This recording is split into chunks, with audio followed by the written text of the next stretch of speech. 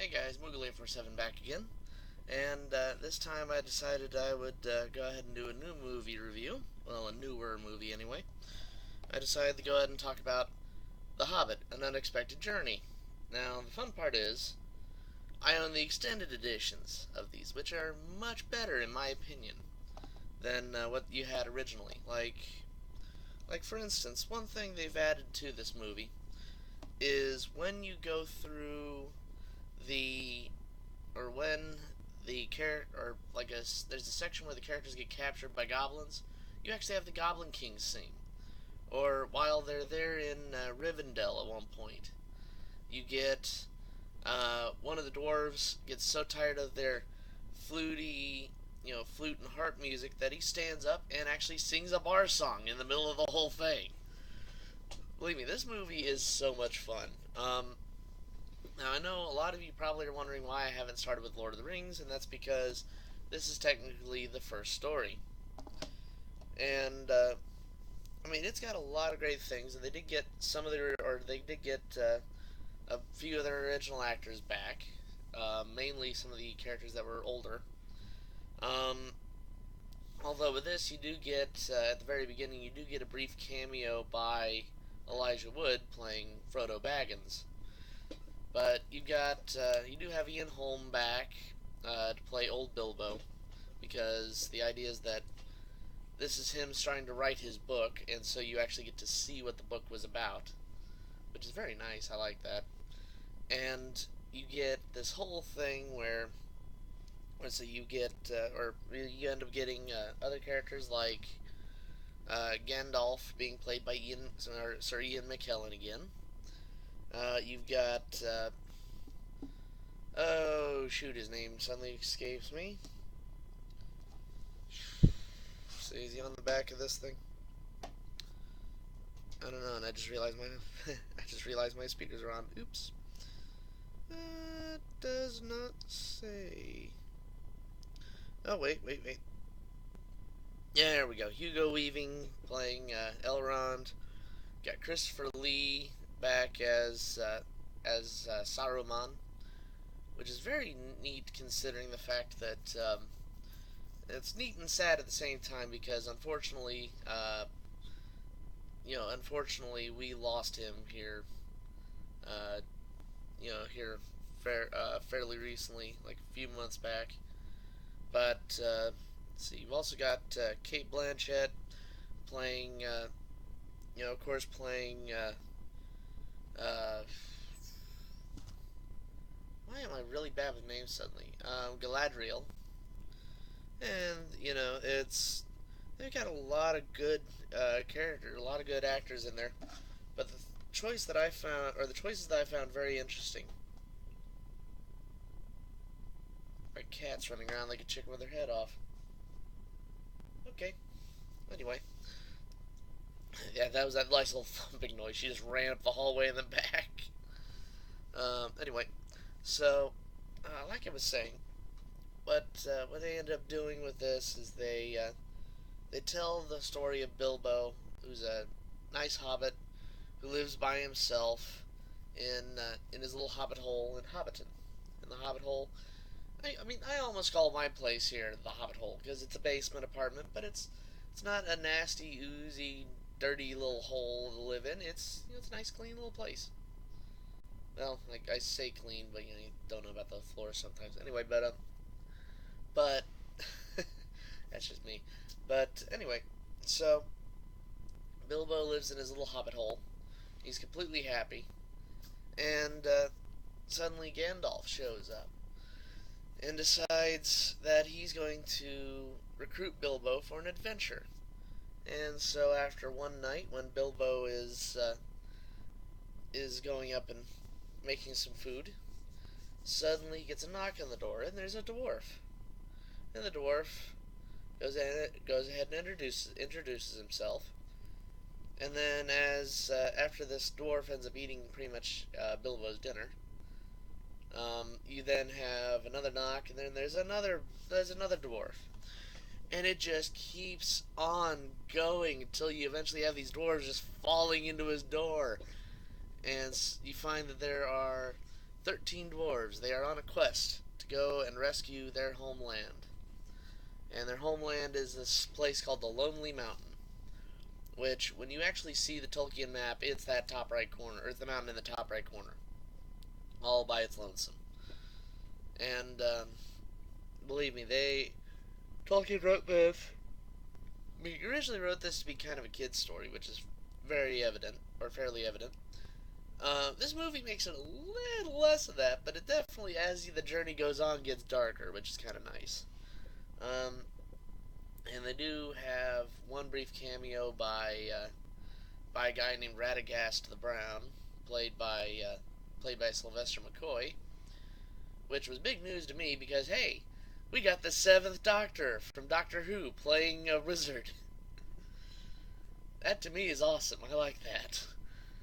Anyway, but you have a cameo by him along the journey, and the whole time while the party is trying to go to where they're going, you have, sorry, the message cropped up again. You keep having these orcs that are hunting them down, and like I said, the movie only goes through about half of the journey, and that's okay because originally they were going to go for 2 films for this, but or for this series, and then they ended up doing 3. And yes, I got the extended editions of all of them. Fun fact: these first 2 are PG-13. The last one is rated R. I don't think I've seen a movie series do anything like that since Star Wars, where Star Wars Episode 1, 2, 4, 5, and 6 are all PG, and then 3 ended up going PG-13. Now, granted, the latest one's PG-13, but we're not going to go into that yet. But like I said, for this though, definitely, this movie has an A for me. I mean, this is a fun flick. I mean, fantastic movie. It does drag a little bit on the exposition, but then again, you are trying to take a book that has has pretty much 0 illustrations, and is all about this guy's journey. It has all these descriptions. You're trying to figure out how to make it relevant, or how to make it work in a visual style. And so, yeah, you got some of the dialogue that still stays, like Gandalf's story about one of Bilbo's great uncles or whatever, who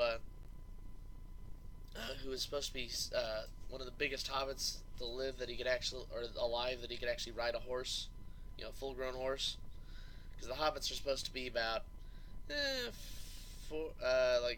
around somewhere between like 3.5 or 3 foot 4, whatever. They're supposed to be around 3 feet tall, kind of. And what they ended up doing with this is they decided to say that but with Gandalf's story, this hobbit was actually tall enough he could actually ride a horse, and at one point he rode into a battle of goblins and knocked this goblin king's head right off with a big mallet or whatever, and then the head of this goblin went so far it then fell into a rabbit hole, and which then made it so that they won the battle and also created the game of golf at the same time. It's just, it's just like they say, every story needs a little bit of embellishment here and there. But like I said, with this movie though, there really isn't much embellishment needed. And I should say, one of my other absolute favorite scenes is this is the movie that introduces you to Gollum, who becomes a bigger part in Lord of the Rings. He's just in here for this one movie, and they got Andy Serkis to come back to play this role. And it's real neat to finally see Gollum in his prime. Gollum as he was supposed to be when you first see him. And they have him and Bilbo sitting there telling riddles back and forth and just talking. But them doing this set of riddles back and forth And the whole time, Gollum is trying to trick Bilbo. Because if he can get Bilbo to be tricked, he's wanting to go up and kill Bilbo and eat him. But Bilbo is has said, "Oh yes, well if I win this, then you'll show me the way out." And of course, at some point, Bilbo ends up finding this ring that Gollum accidentally drops. And this ring will actually become more important in Lord of the Rings, and I will save that. But Bilbo discovers after a while that when he puts this ring on, he actually can turn invisible. And can run past a lot of things. A lot of different people and whatever. So, yeah. Like I said, very fun, very interesting movie. Of course, one thing that I did forget to mention with this movie is they also have two other villains. One being a necromancer, who's apparently being played by. Oh, and I should mention, Bilbo is being played by Martin Freeman, who's one of my favorite actors. Loved him in Hitchhiker's Guide to the Galaxy.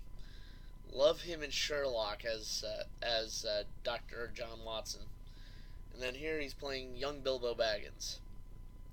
And alternatively, the Necromancer, as well as the voice-over for the dragon, which unfortunately, the dragon that they're supposed to fight doesn't get much screen time. You don't hear him talk. But he is being played by Benedict Cumberbatch, whom everybody will get to see in a new movie coming up here, I think sometime later this year. But he is going to be in the Doctor Strange movie, playing Doctor Stephen Strange. So that's kind of neat. But with this movie, though, it is a good beginning to the whole thing. Because the 13 dwarves, one of them is the king, or is the king of these dwarves, and he's supposed to be the king under the mountain. But as they go along, he's constantly complaining because he doesn't think that Bilbo should be there. And Bilbo, by the end of this movie, is convincing everybody that, yeah, I should be here. I'm exactly what you guys need for this journey. So, like I said, it has a good story arc. It's absolutely fantastic. Love this thing. And I know a lot of people are wondering if they'll do the Silmarillion. I personally hope they don't, because that one was a history book, and you really can't do too much with just a history book. Last time we tried to do something fun with a history book, we got Pearl Harbor. And we can all tell Pearl Harbor what we think of it. Anyway, so guys, that's all I've got for you on this one today. So hey, like and subscribe to my channel. Keep us going here. Maybe we'll try to. Hopefully, we'll keep going on this. So, anyway, like I said, I will see you guys later. And yes. In case you couldn't tell already, I did survive the tornado last night. Thanks for the support on that one. All right, later, guys.